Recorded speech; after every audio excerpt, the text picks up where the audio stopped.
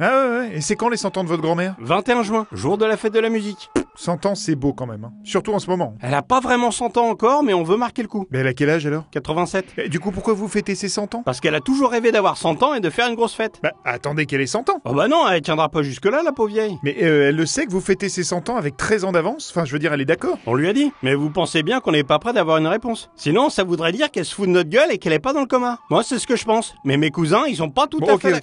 Bonjour à tous et bienvenue dans Fort Accord, votre analyse d'après-film en compagnie de Michel, le spécialiste technique de l'émission, qui va nous parler du bon, la brute et le truand. Bonjour Michel. Bonjour Michel. Une faute sur un avis de recherche, une grosse voiture qui se dépêche, rien ne m'échappe. Une voiture, dans un western. Ah bah oui, vous allez voir. Je vais pas commencer par ça, mais par un vrai souci de bande-annonce. Dans cet extrait de la bande-annonce, on nous présente... The Bad. Eli Wallach, alias The Bad. Oui, The Bad, la brute en français. Exact. Et dans cet autre extrait, on nous présente... The Ugly. Lee Van Cleef, alias The Ugly. Oui, The Ugly, le truand. Vous avez un accent anglais absolument dégueulasse, Michel. Étonnant ce que vous dites, parce que j'ai pris des cours particuliers avec une Bolivienne qui s'est installée au village et qui était particulièrement... Bref, Michel. Oui, bref. Le problème, c'est que dans le film, les rôles ne sont pas ceux-là. C'est l'inverse. Lee Van Cleef est la brute et... Eli Wallach est le truand. Ah, et maintenant que vous le dites, c'est tout à fait vrai. Intéressant. Je continue avec cette scène que vous allez adorer. Le petit rouleau que tient le personnage là, C'est un avis de recherche de mémoire, non? c'est tout à fait ça. Et c'est là qu'est le problème. Regardez. Tiens, regarde. Tu la connais, cette sale gueule? On distingue qu'il est écrit ici Guy Calloway. Bah, c'est pas son nom? Foutre non, Michel. Là, on regarde le bon, la brute et le truand. Et Guy Calloway est le nom du personnage recherché dans le film et pour quelques dollars de plus. Attendez, vous voulez dire que Sergio Leone a réutilisé un accessoire d'un de ses précédents films? Peut-être par économie. Et pour quelques dollars de plus, on n'aurait pas eu cette gaffe. Alors là, Michel, c'est bien vu. Hein. Continuez là, ça commence à m'amuser. Ils sont deux. Et ils ne nous feront pas de cadeaux. Ça, je te le fais pas dire. Et je te le prouve. Dans cette scène, notre ami Tuco porte une corde de pendu. Le gros nœud est placé devant lui sur son torse. Oui, effectivement, oui. Regardez bien ce qui va se passer. Qu'est-ce que tu veux dire? Mais qu'avec quelqu'un comme toi, franchement, il n'y a aucun avenir. Bah là, il est toujours devant. Là oui, mais là... Eh bien, moi, je préfère rompre l'association. Non. Elle vient de passer derrière et... Toi, tu restes attaché. Et les 3000 $, c'est moi qui les empoche. Elle repasse devant. Ah oui, là, c'est dommage, ça aurait pu être évité, ça. Je vous le fais pas dire. Ça aussi, ça aurait pu être évité. Il n'est pas chargé. Toujours notre ami Tuco. Il remonte le percuteur de son revolver. Et si j'avance un peu... Ah oui, il le remonte à nouveau, oui. Mais il a pas tiré dans la scène, c'est sûr, ça. C'est sûr, Michel. C'est un fort accord. Et voilà pourquoi tu viens voir Tuco. Y a pas que toi, Tuco. Dans cette scène, la carriole que vous voyez au loin... C'est une diligence, Michel. Si vous voulez, ça change rien. Elle est censée être sans conducteur et pleine de cadavres. Sauf que... Regardez ici. C'est pas quelqu'un en train de conduire la carriole, là? Diligence, Michel. Essayez de vous faire plaisir. Moi aussi. Passons. Vous avez raison, on aperçoit quelqu'un. Pourtant, si j'avance un peu...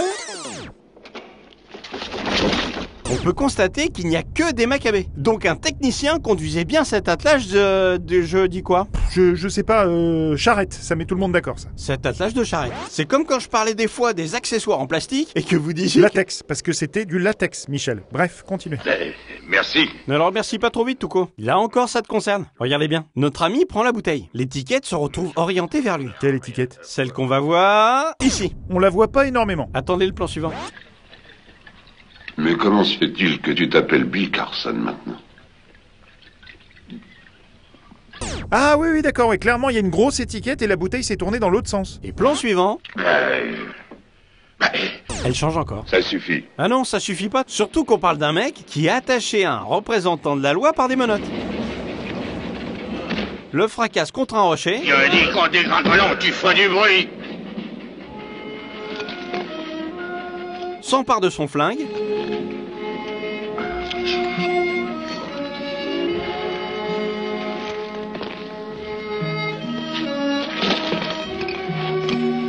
Essaie de péter la chaîne des menottes avec la crosse.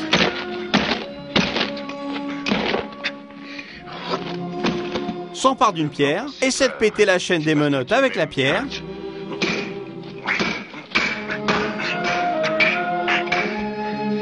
utilise ses deux mains pour essayer de péter la chaîne des menottes, alors que ça n'a pas marché ni avec une pétoire, ni avec un caillou. Et qui d'un coup se dit... Il se dit quoi? Tiens, si je mettais le corps sur la voie ferrée, la chaîne sur les rails, et que j'attendais qu'un train arrive pour péter la chaîne des menottes. Bah, je vois pas ce qui vous choque là-dedans, c'est plutôt inventif. Ce qui aurait été inventif, c'est de commencer par fouiller le soldat pour voir s'il avait pas les clés sur lui. Ah bah oui, c'est con, en effet. Et fier de l'être, salope. Non mais ça va pas, Michel, qu'est-ce qui vous prend de dire ça, là? Bah pourquoi elle aurait le droit et pas moi? Mais parce que c'est comme ça, c'est des règles de société. D'accord, je le ferai plus. Regardez cette scène. Blondin et notre ami Touko s'avancent dans les rues ravagées de la ville. Vous voyez leurs ombres? Oui, je vois leurs ombres, Michel. Elles sont derrière eux. Oui, ce qui est pas un souci, Michel, ça arrive quand le soleil est face à vous. Donc question...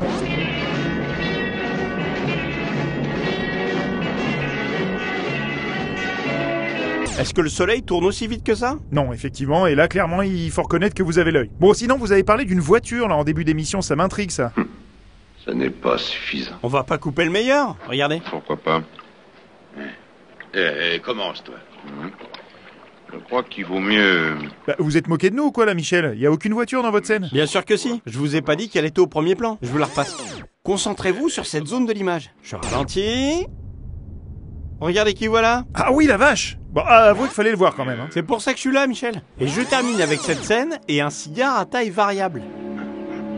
Regardez bien la taille de la clopinette.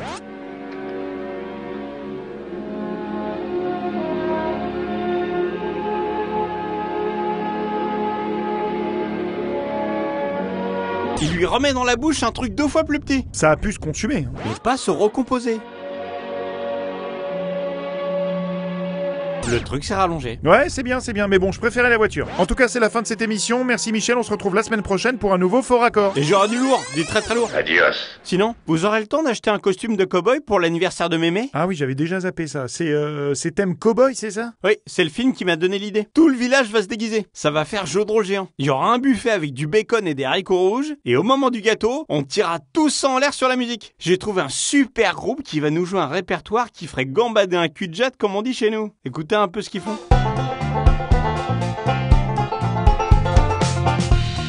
Ça les potes, hein? Yeah! Mais vous allez tirer en l'air avec quoi? Des armes de collection, comme celle-là. Oh là, Michel, oh! Ne vous inquiétez pas, c'était à mon grand-père, elle est pas... Oh putain! Ah bah ça alors? Bon, en même temps, j'ai tiré au plafond. Vous savez ce que c'est au-dessus, Michel? La compta? Non, la compta, c'est en dessous. Au-dessus, c'est le studio de Cyprien. Le youtubeur? Oui, celui-là, oui. Ça veut dire que je pourrais avoir un problème? Non, ça veut dire que vous avez un problème.